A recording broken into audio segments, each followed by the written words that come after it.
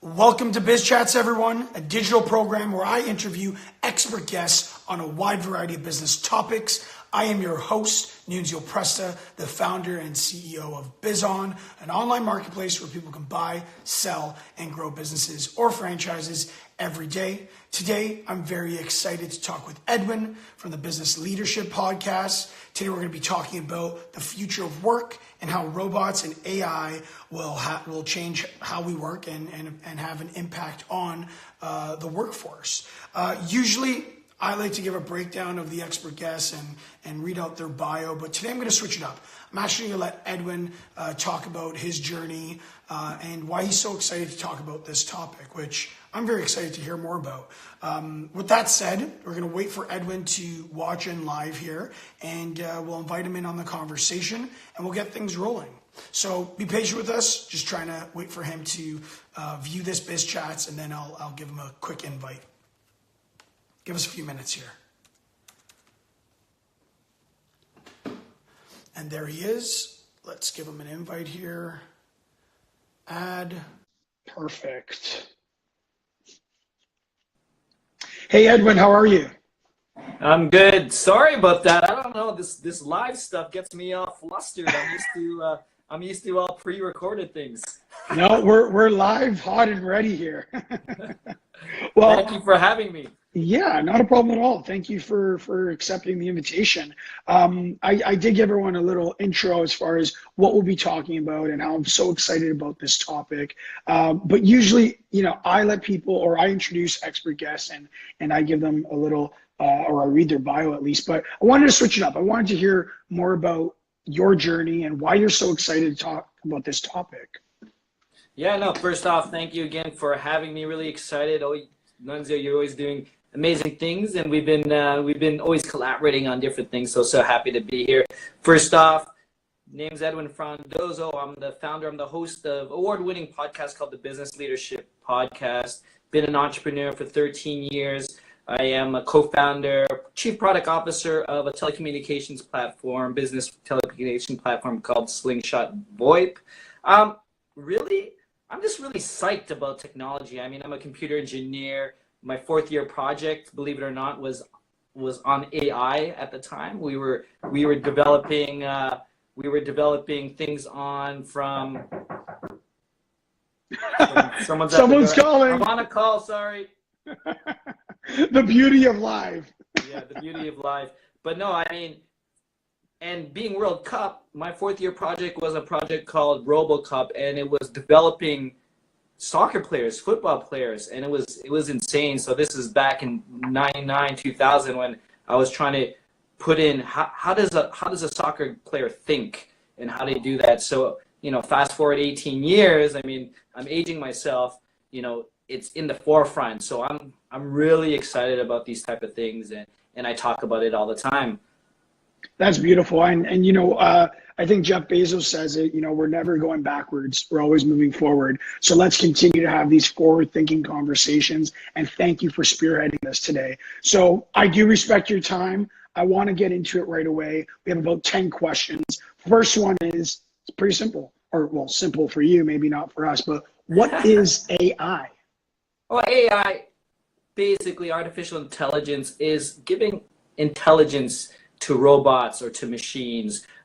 So anything from humanoid robot to your phone to applications, putting intelligence that's inherently natural for humans or for live beings. So that's really it in a nutshell, because these machines are dumb things and they only do one, they'll do a task. Previously they'll do one task. Paint this red, it turns red. Do this. Now we're trying to give it intelligence to recognize things, see patterns. And it's basically just trying to make it more innately intelligent on specific tasks still. Understood. Okay. Yeah. So basically it's giving the capability to imitate human intelligence to a certain degree, right? Yeah, 100%. So just case in point, in terms of my fourth year project, 18 years ago, we were developing this, how does a soccer player think? And it was in a framework. And when we programmed it, here's how our forwards are going to do. Here's what our defense and goalie did. And you know what happened when we pressed play to simulate it? it was just like a child. If you've seen kids play football, soccer for the first time, they all run towards the ball. Oh. So now it got us thinking, okay, now we got to remember, okay, if I'm a forward, I could only go here. But if I could see the ball in this virtual world, I'm going to run towards it. Now I got to say, oh, actually, it's too far. I'm not going to run towards it. Oh, actually, that person who has that ball is my friend on my team. I shouldn't go attack him. So, just thinking about these things, that's easy for us when we're playing football. I'll say, oh, you know what, I'm not going to run towards that. So it's just putting that type of knowledge into it. Wow. Okay. And I'm assuming machine learning is the next level up, allowing that machine to learn off that data by itself without being programmed or whatever. 100%. I mean, AI is this umbrella term that encompasses machine learning, natural language processing, how it learns, and using that integrated with technologies that we have today and the big data. And I mean, we have a brain that has, we're able to store from memories. Oh, you know what? I'm not going to put my finger in that electronic thing because I remember it probably hurts. Yeah, exactly. That's awesome. All right. So next question here. So how is it being used today? How's AI being used today? I mean, surprisingly enough, AI is being used almost everywhere. Every consumer, you and I are using AI today. If you drive a car, one of the apps that I use for a couple of years now is Waze. So Waze is a platform that uses, real-time knowledge. It's a peer-to-peer platform, other drivers, to actually find the best route to get to your destination. I mean, it may not make sense in some cities, but in Toronto, it's really big. If QEW is closed, which is the main highway into the city, I remember when I was still skeptic about it, I tried to trust it, and boy, it took some route that I would have never thought of, and I got home like at the same amount of time, and having one of the main arteries closed. So that's one application that I use. Virtual assistants. So if you're listening, maybe you have Alexa at home. Yep. She's going to say something, right? I'm not quite sure how to help you with that. So virtual assistants, Siri, Google Home, these things are coming into our everyday lives. People are using it to ask questions and maybe put your grocery list on there or whatever. A real popular place where it's being used and highly used is video games, so first-person type games, and people, these other players, these virtual players, are learning how I play a video game and say, oh, you know what, Edwin typically goes this way, so I'm going to go this way. And I'm not just a dumb player in the robot. I realize that, I'm trying to be, like I recognize, oh, that's what Nunzio does whenever he does that. So video games is huge. Customer service, like chatbots, making that experience really better for visitors to a website. On Facebook, chatbots are huge. I mean, it's going on and on. One more I want to probably where everyone might relate to who's listening, because we're on Instagram, is music and movie recommendations. So whether you use Spotify or Netflix, I mean, you could be stuck on these apps forever because it's going to say, oh, Edwin likes documentaries on food right now because he watched, What the Health, and he did this and he did this. And now I'm watching all these shows about it. And same with music. But I mean, I could go on and on, like smart home devices, doing that stuff, but let's stop there. No. My point is that AI is here and we're using it every day. So, this talk is about how it's going to affect the workforce. No, and I agree with you, because even if I look at my own business, now that I think about it, AI is everywhere. We have our chatbot. Bizon has we have our own Alexa skill, where people can say, hey, Alexa, what's new on Bizon? And Alexa will tell them all the new listings. And even within our marketplace, we have recommendations like, hey, you've searched for these types of business or franchise for sale. You may also like these ones. So you're right. AI is here and present. And many people probably don't even realize that you are in the future already. So that's pretty cool. Yeah, no, for sure. Now, next question here is, why is there such an urgency for businesses to adapt to AI now, if they haven't already? Yeah, I mean, as well as I know, in the entrepreneurship world, if you don't have AI or machine learning in your startup, you're probably not going to raise any money right now. Yeah. I mean, it's a good buzzword, right? Yeah, it's a buzzword right now. Whether they have AI technologies anyways, we could talk about that later. But even in the business world, executives, all the C levels that I talk to, it's in the forefront of how do they build up the next 5 years and what's to do that. I mean, to put things into perspective of how fast things are changing, and I'm in telecommunications, it took 75 years for the telephone to reach 50 million people. Yeah. And then it took 38 years for radio to hit 50 million. And then TV, it took 13 years. Facebook, it took 3.5 years to hit 50 millions. And now you have this infrastructure that even apps could hit 50 millions in months. And I think I'm not sure if this is still true, but the app to hit 50 million people the fastest is Pokemon Go. Oh, I can believe that. It took 19 days to hit 50 million users. I can believe that. I can believe that. Yeah, so the world is more connected, so everything is changing, and the work has to change with it because our personal lives are intertwined with this. And when we get to work and we're not having these technologies to help us or to be well connected, I mean, it just seems backwards, and it just seems like why is it so? So there's a real tendency to do this. And I mean, if you talked about fax machines, maybe 20 years ago, that's how contracts were signed.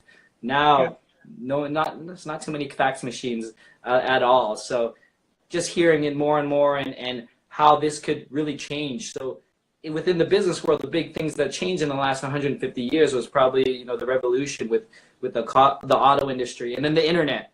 Yeah. So AI could be that huge shift right now. We don't know what's going to happen, but this technology could really change the way we work. And that's why I'm super, really into it and really like the conversations. And it can even have it will have a huge impact on the fabrics of the economy as well, right? Because a lot of people are having conversations about, job loss or how to adapt and, which types of roles are going to disappear or appear or whatnot. So, it's a fascinating conversation to see the true impact. And I think I think we're in the middle of it, but I think we're probably still 5-10 years away from seeing the true impact. Maybe sooner, but I mean, it's exciting. It's exciting just to see what happens. And I mean, it's changing every day. I mean, just the examples I told you, how fast technologies are getting integrated into our lives and reaching more people than ever, right? So, yeah, because it's true. As technology becomes better and better, the acceleration of innovation becomes faster and faster. So you're absolutely right. Okay, next question here, Edwin. How is AI elevating workers to add more value? So AI is taking away the easy work, the grunt work. So it's providing me as a worker more intelligent information like statistics or insights about it. So quick example that I recently heard about was Morgan Stanley. They're augmenting their 60,000 financial advisors through the introduction of AI. So with AI, what it's providing is, if you have a financial advisor, their goal is to talk to you when you have a change in your life. Oh, you got married. Oh, you should do life insurance. Oh, you got a house. You should do this.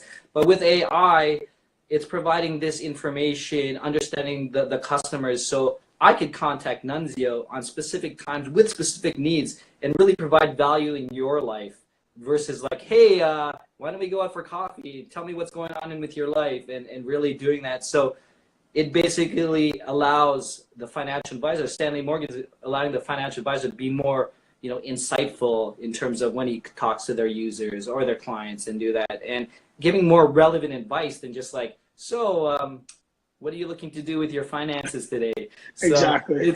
It's just providing that extra value. It's elevating that people. One thing as well, it makes jobs.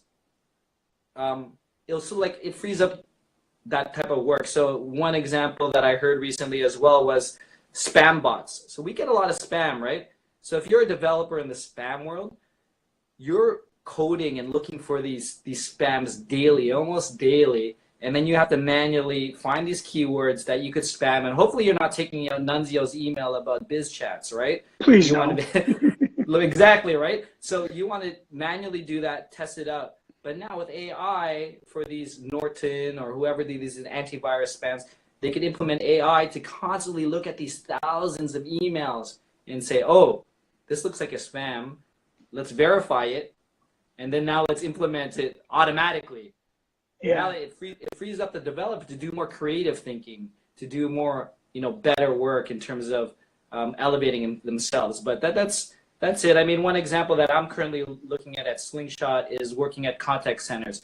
How to, when you call a contact center, it's not a fun time to call sometimes, and you just want to get to your point and you want your solution, whatever the thing is. So one thing we're trying to pilot is using AI and natural language processing. Is really an agent's job is to show empathy, listen to Nunzio. Oh, tell me more about that. And before you could, you're going to really, it's going to be a long drawn out process. But if I know where that conversation is going, because on the screen it says, oh, Nunzio's calling this, and he's actually a customer, and he got stuck in the app over here. You know what I mean? It's like, now I can provide, yeah, I understand it, this, and this is how you do it. So trying to really, elevate just the agent on the phone to really provide more empathy and really understanding and provide more value that way. So, I mean, Bizon, I know you have these other things, but just imagine that you're onboarding someone who wants to sell his business, and you, with the big data and the knowledge you have through all your transaction, you could say, oh, you know what, your business from the inputs you put us is probably valued at this price due to market thing and where you're located, and do this and that, and this is how you could get it to 10x it or double the price on its value. So using that instead of getting a financial analyst to do that, so something like that, like really using machines to provide value for your customers, and that's what I'm really excited about there too. No, I'm with you. I think regardless of what tactic, you're creating a deeper and more meaningful conversation, and that's what people want. So no, that's great. Okay, so fifth question here, Edwin.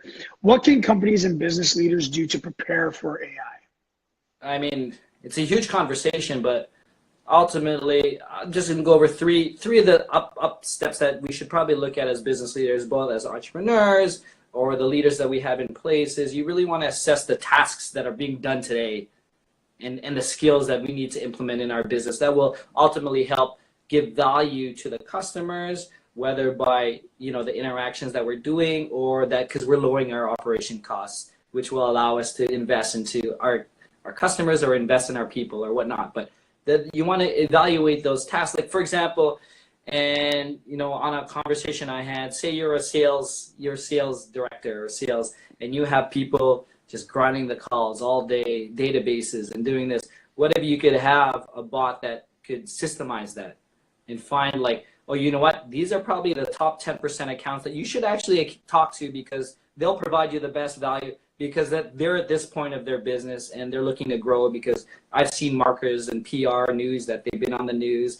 They're doing more social media videos. They have 10,000 followers on Instagram. Like, something's changing in their business. What are the markers on that? What are they doing on that? So, I mean, how could we change that job and allow the lead generator to be that sales executive instead? I don't want to be just stuck cold calling people. I have the value. I know how to talk to people. That's why I'm a cold caller. Like, I could create, so those are the type of things that people are going to assess skills. Look at every job. Ask your employees, what job is really boring for you? And what can we do to replace this with a system that will help you do better on that high return type jobs, right? And then from there, you're going to create new roles, like I said. And it'll move people up along the line to be more creative. So if you're like a mono-skilled role where you're just data filling, now you become multi-skilled role because you're managing different roles and doing that. And from there, everything grows, and you start training and implementing and doing stuff like that. But ultimately, the first step is to really look at the jobs that you have and ask, really what are the tasks that can be replaced by machines, and not only be replaced by machines, but provide better insight in terms of what you're doing and how you could help your customer. Makes sense. All right. So we're halfway done here, but I want to let everyone know that's listening in live that today is recorded. We will download it. We'll put it on YouTube so you can watch this after as well. But I just want to thank you for joining us today, and also thank the Business Leadership Podcast for making this happen. When we're done, make sure to go check out Edwin's website, thebusinessleadership.com. Talk about insight and best practices and great business conversations. I'm telling you right now, that's a place to go, because I'm there, every day, just looking at all the great conversations he's had with some amazing business leaders. But let's finish it off. We have 5 more questions here. So the next one is, how should companies look to pivot their business? Keeping this in the back of their mind, AI and robots. Well, like I said, in terms of really assessing the tasks and the roles, but you also want to align it to your business processes, and your business process may not be aligned for this as well. So now you're looking at your workforce and the business processes, and how is it going to pivot there? It's really keeping this open communication with the whole organization, really understanding, okay, this is how we could really use this in customer service, or we could really use this in operations, because we could pump out 10,000 cars if we use AI, rather than having one guy screw something in and do this, or really check for things. So it's really, how do I align up this workforce, create new business models, and really look for efficiencies through there? And it's a big feedback loop. It's really asking questions from the team and bringing people who's worked with that. But ultimately, like I said, and me being an entrepreneur and always thinking about the customer, you don't want to just implement AI just to implement it. You want to ensure that, okay, is it value at the end of the day, and why is it going to prevent Edwin are going to be in front of talking to customers all the time, rather than doing paperwork and administrative work or doing whatnot. So, I mean, that's thinking about full recognition, and ultimately, it's something I just quickly touched upon is your organization might have to pivot, because if you have your leadership is like this, you're looking to flatten out the leadership team or the organization to have a quicker feedback loop, because you're giving these people skills on the work floor. Like, someone will have the insights at a shop floor and they know that, oh, you know what, the customer needs this. You have to be able to allow these people to make a decision.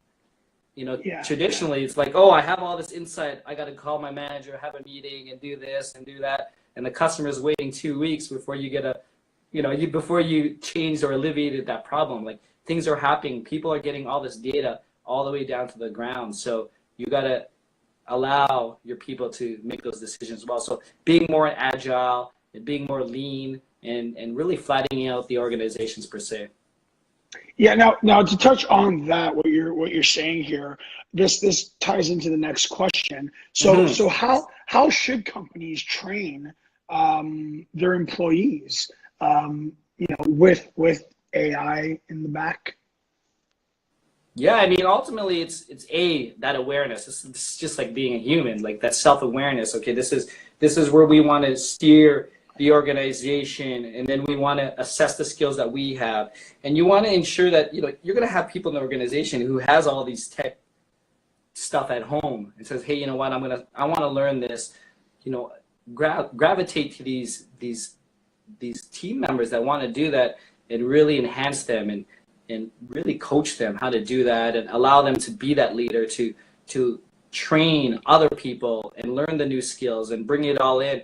And ultimately, bringing in stuff from the startup world is huge. I hear about organizations bringing in like hackathons now into enterprise, just to get that thinking of being lean and being quick and being able to make a decision, because I got a customer saying this, why aren't we implementing this right away, and having these quick pilots internally. So there's so many things, from hackathons, coaching, collaboration tools, allowing people ownership to things and doing that. So like I said earlier, it's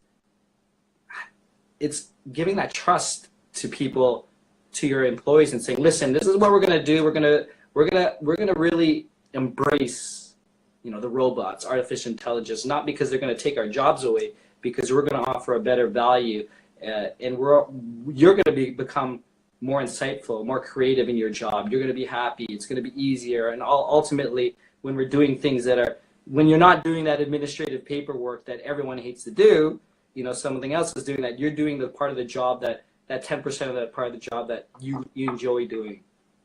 Got it. All right. Yeah. Now, what can current employees or new to the job market individuals do when I guess looking for jobs or in their current role? I mean, they're saying now soft skills is the new skill. Yes, so what you and I are doing is the differentiator, right? I work with a lot of developers. I've worked with technical recruiters.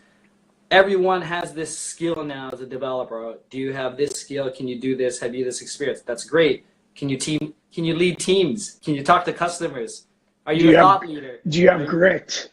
Yeah, do you have grit? And that's coming across the board everywhere now. I agree. The job, it's so competitive now. Everyone has these skills or these educations now because we know we could self-teach, we could do whatever we want. But how are you else better? What else are you better at? And that's a matter of doing what you and I are doing. Be interested in something. Create a social media platform. Talk about it.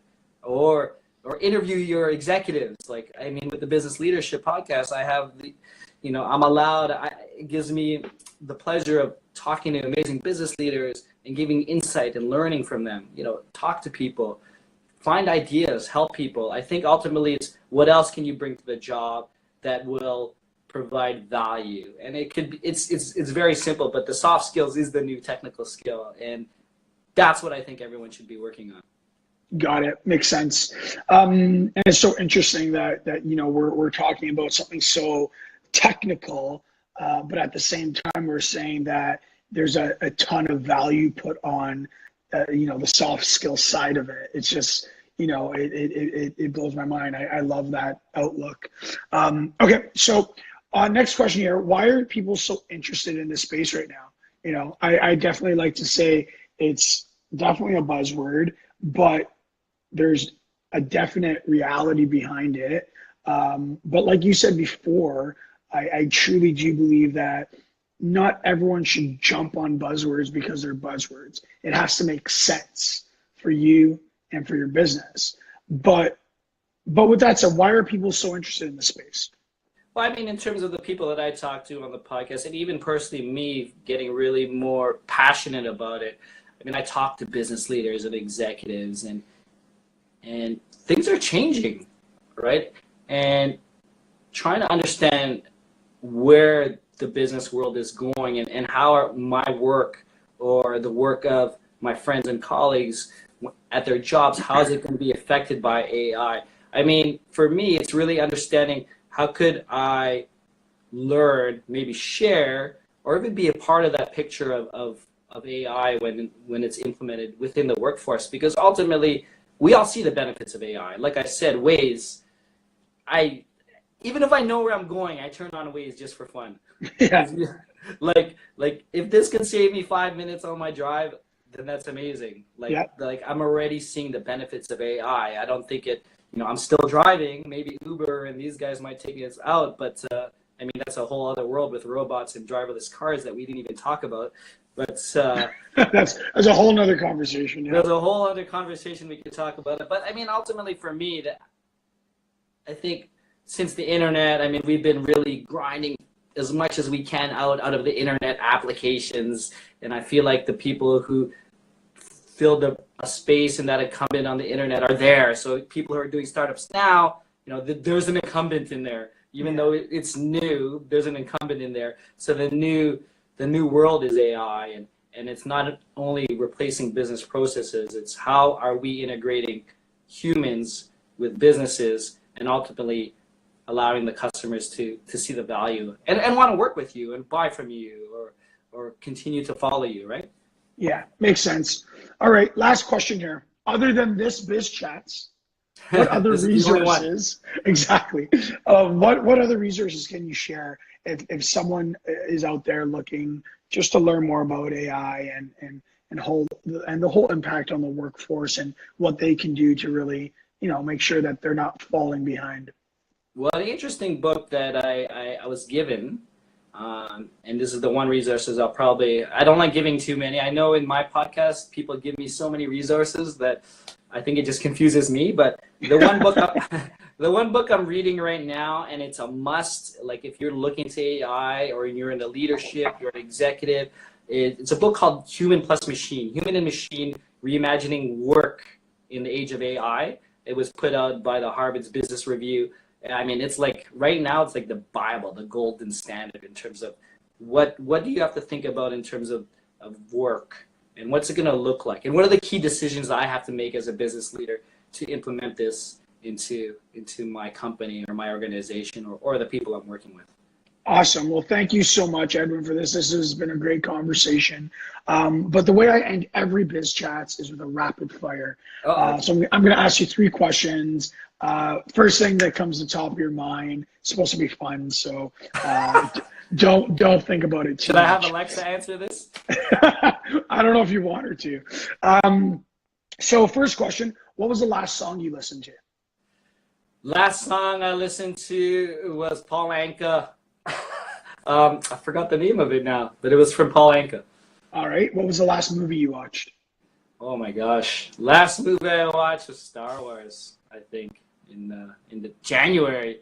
Wow, good. Well, that's what happens, right? And what was the last book you read?